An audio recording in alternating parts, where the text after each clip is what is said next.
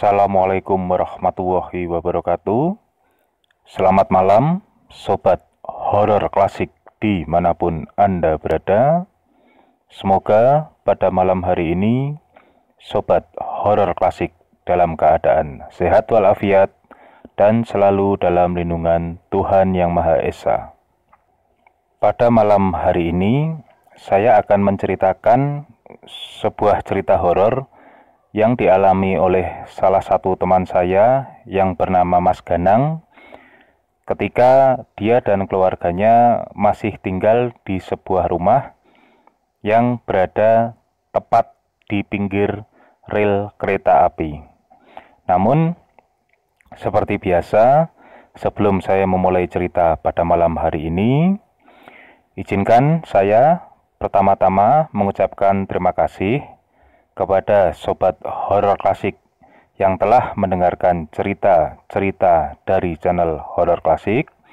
Tidak lupa ucapan terima kasih dan apresiasi setinggi-tingginya kepada subscriber yang telah bersedia untuk mendukung, mengikuti, dan mendapatkan cerita-cerita terbaru dari channel horor klasik. Cerita ini terjadi pada tahun 91 ya. Jadi pada waktu tahun-tahun itu, Mas Ganang dan keluarganya ini masih menempati rumah mereka yang berada di pinggir rel kereta api. Kalau sekarang sih Mas Ganang dan keluarganya sudah pindah dari rumah tersebut. Nah, yang namanya rumah posisinya tepat di pinggir rel kereta api ya tentunya setiap hari mereka sekeluarga sudah terbiasa dengan bunyi gemuruh mesin kereta api, termasuk juga getaran-getaran yang tentunya mereka rasakan, dan kadang-kadang beberapa barang di dalam rumah menurut Mas Ganang ini juga sampai terguncang. Namun di balik kegembiraan mereka tinggal di rumah tersebut, ada sebuah cerita yang cukup mengerikan yang dialami oleh keluarga mereka. Berawal dari suatu pagi, seorang atau sesosok tubuh ini ditemukan tergeletak di atas rel kereta api dengan kondisi tubuh yang bisa dikatakan sudah tidak lengkap. Nah, tentunya warga di sekitar rel kereta tersebut ya bersegera saja melaporkan kejadian itu ke pihak kepolisian, dan kemudian tidak lama ramailah tempat tersebut, dan tidak dibutuhkan waktu lama untuk menyimpulkan bahwa tubuh tersebut merupakan korban yang tertabrak kereta api. Polisi dan petugas PT KAI ya pada waktu itu bersegera saja mengumpulkan potongan-potongan tubuh yang terjajar di mana-mana.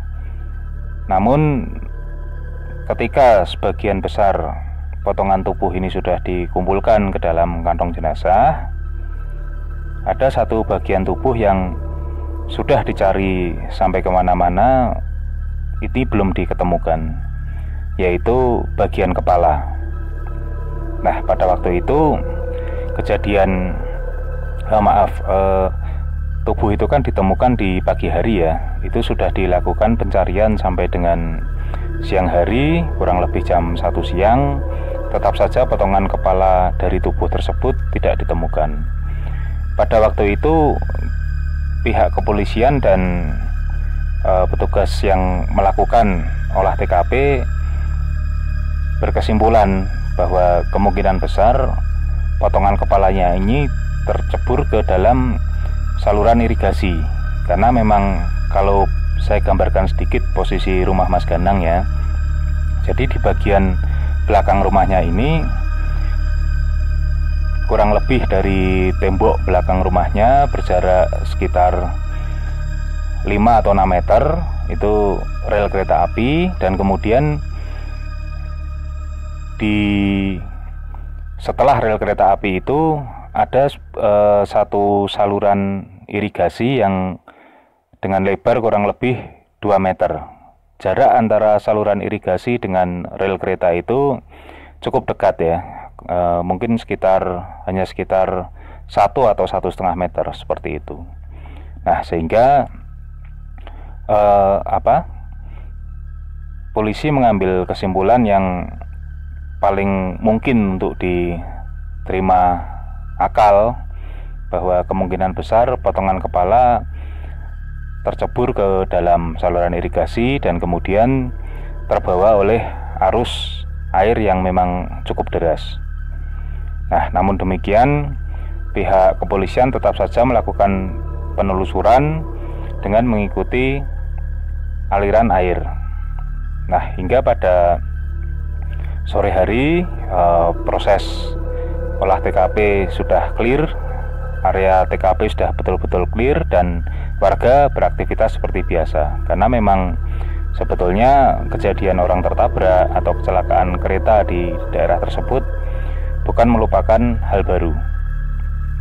Nah, ketika malam hari keluarga Mas Gandang ini ya melakukan aktivitas seperti biasa, dan ketika sudah waktunya hendak tidur ya seperti biasa ya, lampu di rumah dimati-matikan, dan ketika kurang lebih jam 10 malam Mas Gandang ini ingin ke toilet karena dia ingin buang air kecil. Nah, ketika dia berjalan ke toilet, dia dikagetkan oleh satu potongan kepala yang tiba-tiba terbang ke arah dapur rumahnya. Nah, tentunya dia terkejut dan berteriak-teriak.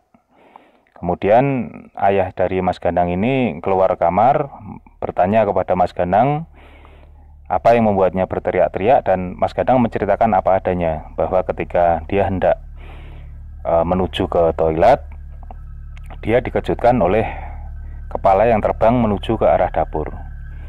Segera saja ayahnya ini mencari-cari ke arah dapur, namun tidak menemukan apa-apa. Dan kemudian ayah Mas Gandang mengatakan pada Mas Gandang bahwa mungkin Mas Gandang masih terngiang-ngiang dengan kejadian tadi pagi, di mana korban yang tertabrak kereta api itu tidak ditemukan kepalanya, seperti itu. Namun pada saat itu Mas Gandang betul-betul yakin bahwa dia betul-betul melihat dengan jelas ada kepala yang terbang menuju dapur rumahnya.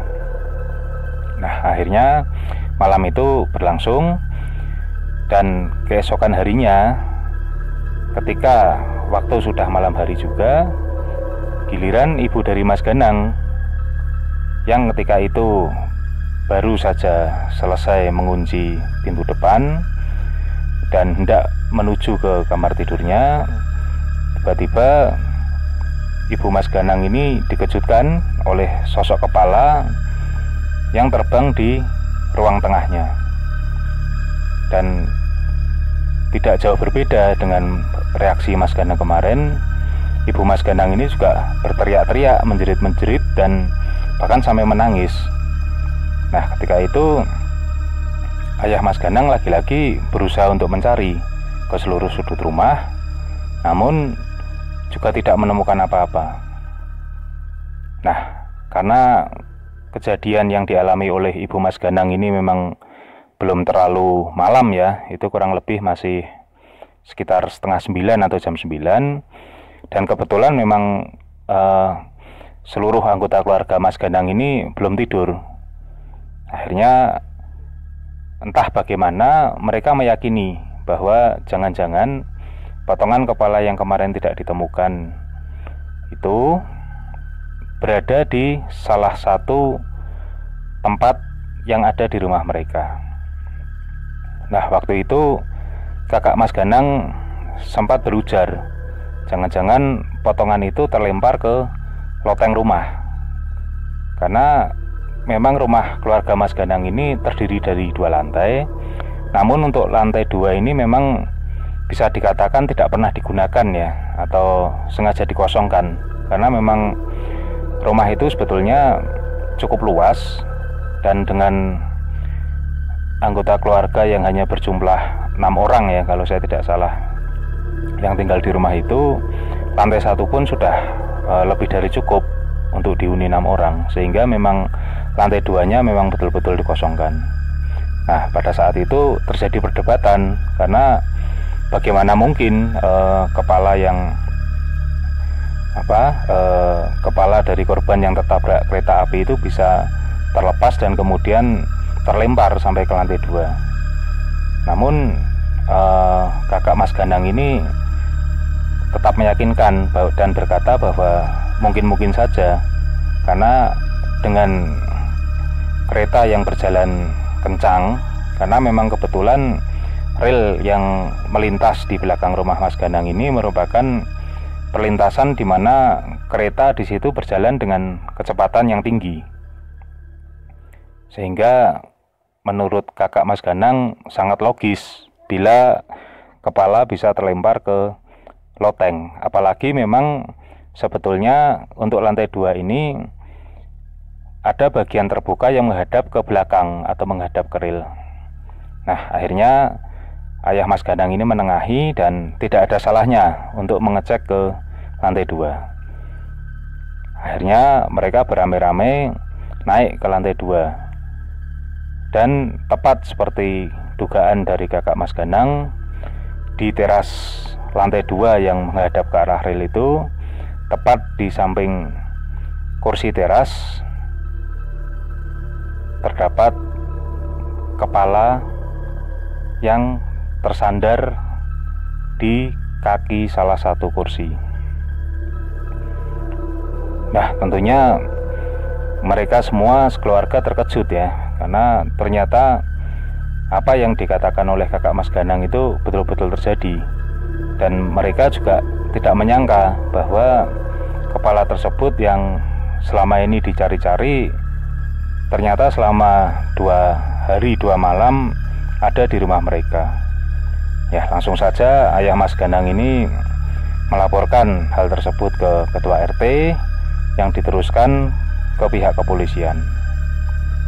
Dan alhamdulillah memang sejak kepala tersebut diambil dari loteng rumah Mas Ganang, sudah tidak ada lagi gangguan-gangguan kepala terbang di dalam rumah Mas Ganang, dan kehidupan berjalan seperti biasa hingga akhirnya keluarga Mas Ganang pindah dari tempat tersebut.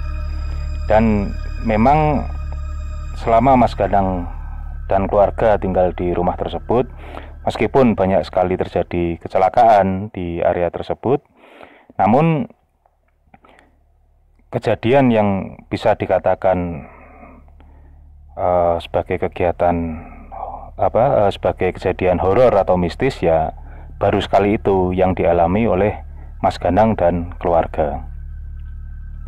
Ya, wallahu alam, mungkin memang sosok kepala tersebut entah mencari tubuhnya atau memang memberitahukan keberadaannya, ya wallahu alam.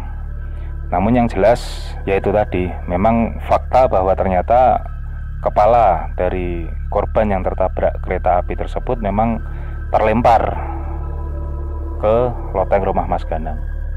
Dan pihak kepolisian pun pada waktu itu juga terheran-heran, karena memang dari titik tubuh ditemukan sampai dengan loteng rumah Mas Ganang ini kalau dihitung diagonal itu jaraknya kurang lebih mungkin ada sekitar 15 meter.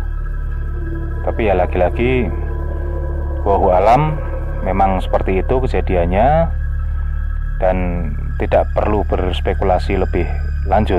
Yang penting potongan kepala yang selama ini dicari sudah ketemu dan akhirnya bisa disatukan atau disusulkan untuk dimakamkan bersama jasad yang sudah dimakamkan terlebih dahulu. Nah, itu tadi pengalaman yang diceritakan oleh Mas Ganang tentang kejadian yang terjadi di rumah lamanya yang berada tepat di pinggir rel kereta api. Terima kasih kepada Sobat Horor Klasik yang telah mendengarkan cerita ini. Semoga kita semua selalu dalam lindungan Tuhan Yang Maha Esa. Wassalamualaikum warahmatullahi wabarakatuh.